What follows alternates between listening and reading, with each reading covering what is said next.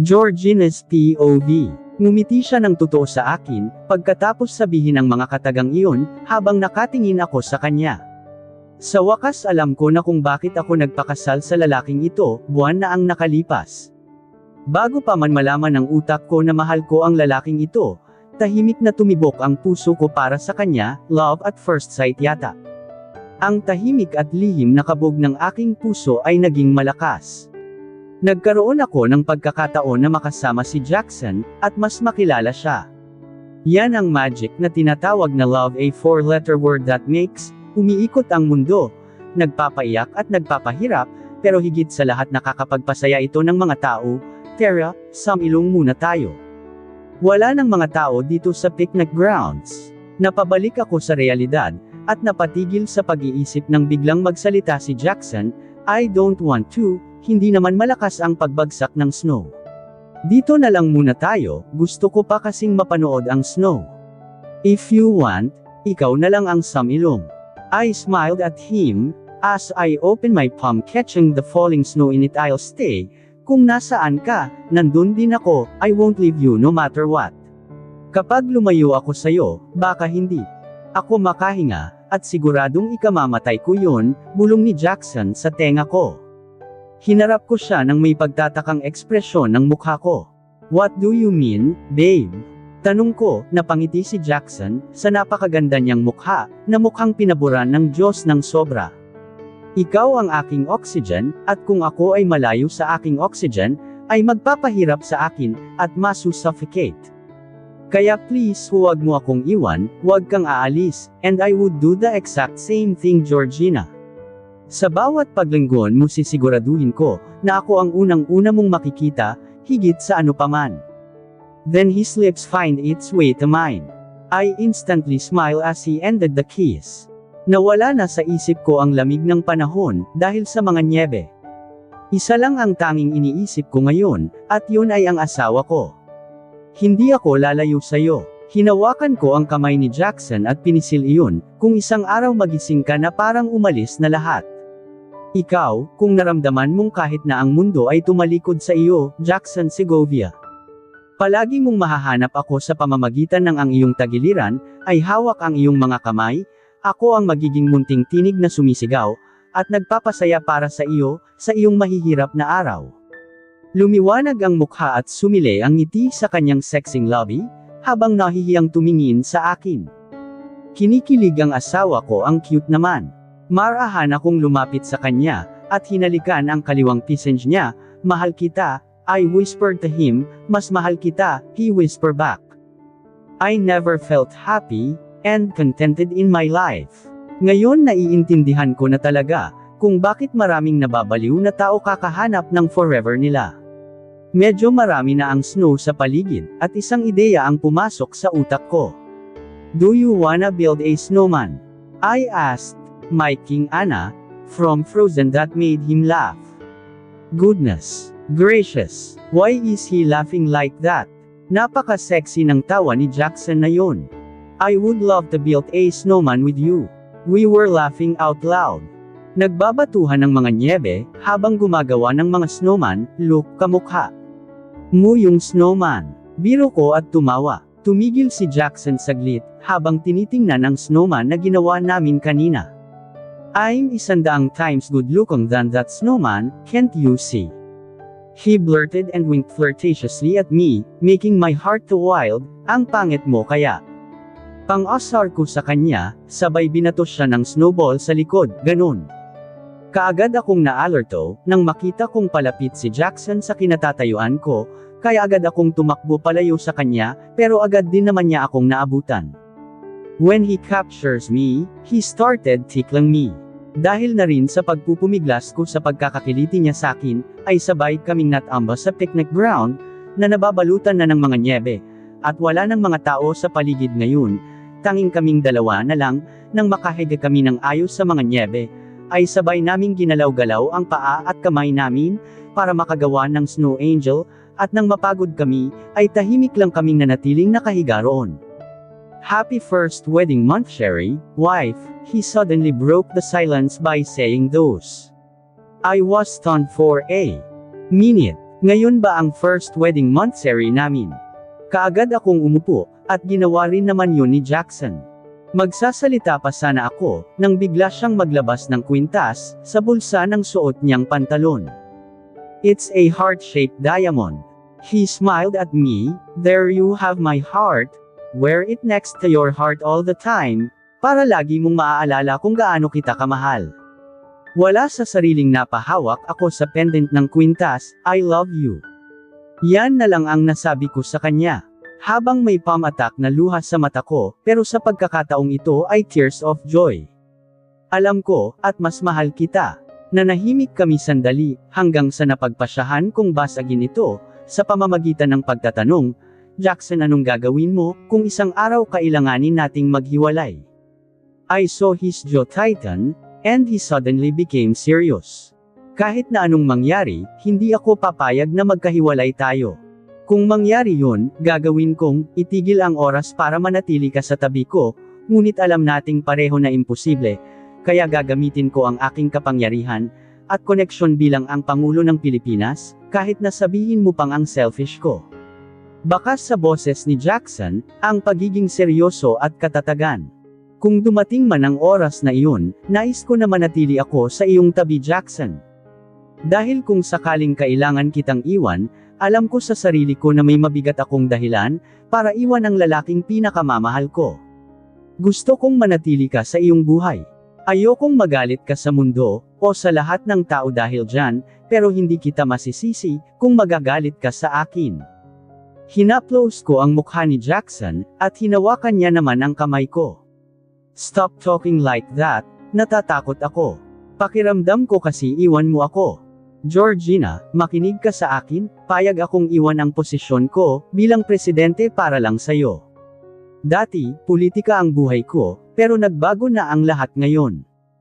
Kaya kung mawala ang bawat bagay na mayroon ako, pero hindi ikaw, kaya please, mangako ka sakin, na hindi mo ako iiwan.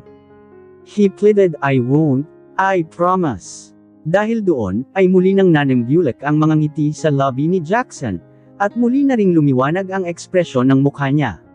He stands up and hold my hands, let's go to the amusement nearby. Pagyaya ni Jackson, na agad ko din namang sinang-ayunan. Kaya ang tawag na ito para sa panibagong pakikipagsapalaran. Tanong ko habang kinukusot ang aking mga kilay, ngumiti siya at hinalikan ako sa aking ulo, definitely. Roland's POV. Isang sampal ang agad na sumalubong sakin, nang makapasok ako sa opisina ni Papa. Isang mapait na ngiti ang agad na sumilay sa aking mukha, nang makita ko ang galit na ekspresyon ng aking ina, ano sa tingin mo ang ginagawa mo, Roland?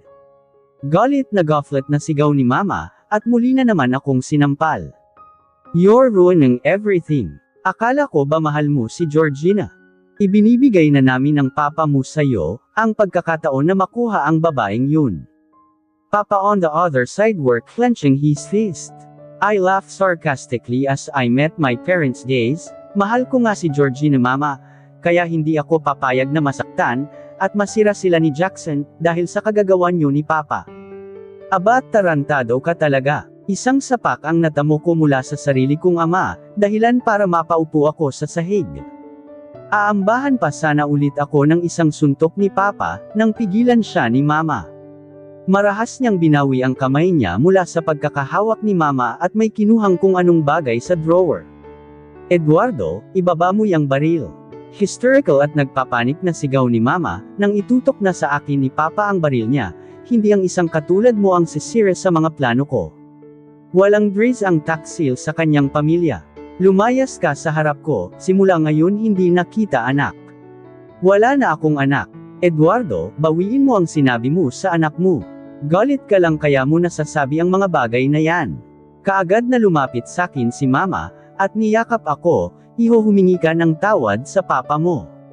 Kalimutan mo yung mga sinabi mo kanina, sa amin ka kumampi, iho. Agad kong tinabig ang kamay ni Mama, na humapalos sa mukha ko at tumayo. Hindi na ako kakampi pa sa katulad nyo, Mama. Ikinakakahiya kung katulad nyong sakam, at ganid ang naging magulang ko. Sinalubong ko ang masasamang tingin, na ipinupukol sakin ng aking ama. Ikinakahiya kung isa akong Driz. Roland, bumalik ka rito. Narinig kong sigaw ng papa ko paglabas ko ng opisina niya. Agad akong lumabas ng bahay, at nagmaneho, sa isang lugar na malayo sa kanila. I find myself standing outside of Isabel's condo unit. I patiently knock on her door, and she seems shocked when she saw me standing outside. Roland, anong ginagawa mo rito? Tanong niya, habang sinsara ang pinto ng unit niya. Agad din naman akong naupo sa couch niya, at walang expression na tinitigan siya, can I stay here?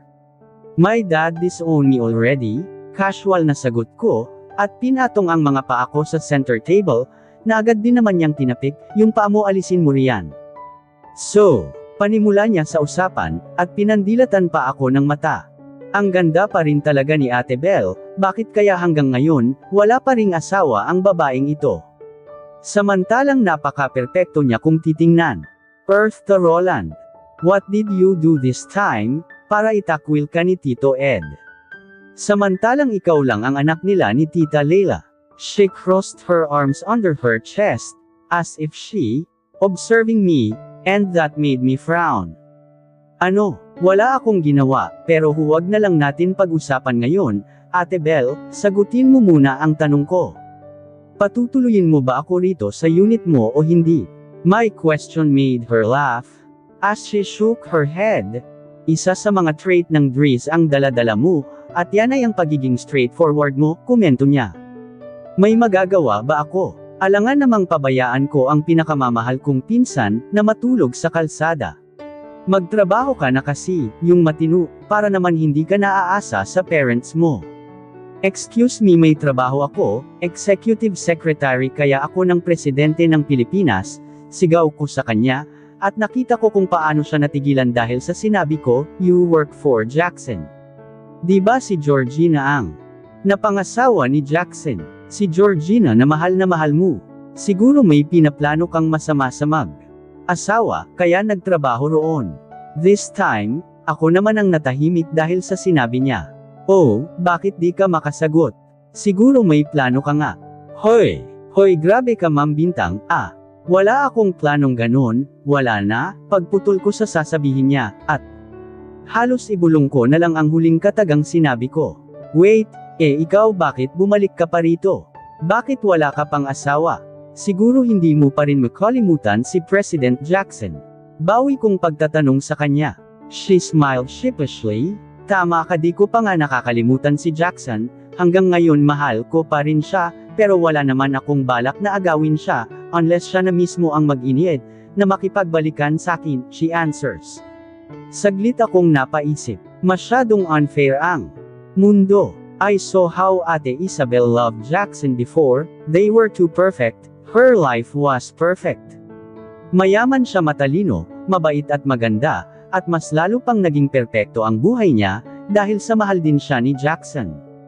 But everything changed, when she asked Jackson, to choose between her or the politics. Sadly the president chose politics, that's why they broke up. Kung naging kontento lang sana si Ate Belle dati, edi sana perpekto pa rin ang buhay niya, at masaya pa rin siya sa feeling ni Jackson. Move. Manunood ako ng balita, umasig din naman ako sa kabilang bahaging couch, at halos mapamura ako, nang mapanood sa balita na may papasok na super typhoon sa bansa, kailangan kong tawagan ang presidente, at ipaalam ito sa kanya. Kaagad kong kinuha ang telepono ko sa bulsa ng pantalong suot ko. I'm sure na alam na ni Jackson ang tungkol dito Roland, o di kaya puntahan mo na lang siya, she suggested. Oo nga, mas magandang puntahan ko na lang siya, kaso nasa Moscow ang presidente, at walang nakakaalam na umalis siya ng bansa maliban sakin. Ang alam ng mga tao, ay nagpapahinga lang siya. Malaking problema pag nagkataon, na makapasok na ang bagyong yan sa PAR nang wala pa silang dalawa rito. Matapos ang ilang ring, ay sinagot na rin ni Mr. President ang tawag. Mr. President, we have a problem here, you have to go home immediately. Yes, sir, tatawagan ko na po agad ang pilotong magpapalipad ng eroplano niyo, pabalik rito sa Pilipinas sa lalong madaling panahon. Nang may baba ko ang tawag, ay sunod-sunod na tumunog ang cellphone ko, mga message yun mula sa iba't ibang reporter, na nanghihingi ng appointment para sa press conference tungkol sa malakas na bagyo. Meaning to say, wala si Jackson rito. Naman nandito nga pala si Ate Isabel, di naman siya madaldal, kaya okay lang yan kahit na marinig niya yung usapan namin. Oo, nasa Moscow ang presidente eh. Aalis na ako, pupunta muna ako sa Malacanang, dapat nandun ako bago sila dumating. Wait, sasama ako. Agad ko naman siyang nilenggon, habang sinusuot ko ang coat na hinubad ko kanina, nang makapasok ako sa unit niya. Hindi pwede. Ano ba baka makatulong ako sa kanila? Weather expert ako, malaki ang matutulong ko, para makapagplano, at mas mapaghandaan yung Super Typhoon Delia. Wala na akong nagawa, nang kinuha niya ang shoulder bag niya at mas nauna pa siyang lamba sa pinto ng unit niya. Georgina's POV.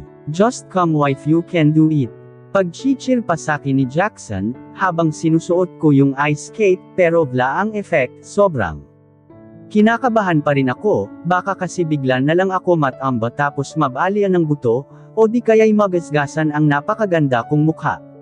Nako, papalayasin ako sa Mount Olympus pag nagkataon, kasi walang Diyos ang pangit.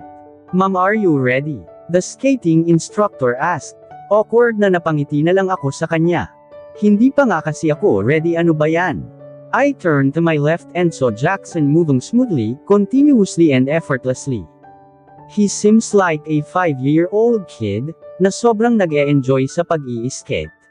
I sighed and cheered myself up. Georgina, kaya mo yan kasi maganda ka, kaya mo yan. I'm ready, sambit ko sa babaeng magtuturo sakin, ng mga basic movement ng pag-i-ice skate. The instructor gave me a warm smile. Pero I swear, pag ako nabalian ng buto mananapak talaga ako. First you have to bend your knees, and squat into the position, wika niya. Ginaya ko rin agad ang ginawa niya. Wow, Shems, Jackson. Bakit ba ang dami kong ginagawa na mga bagay na ayaw kong gawin?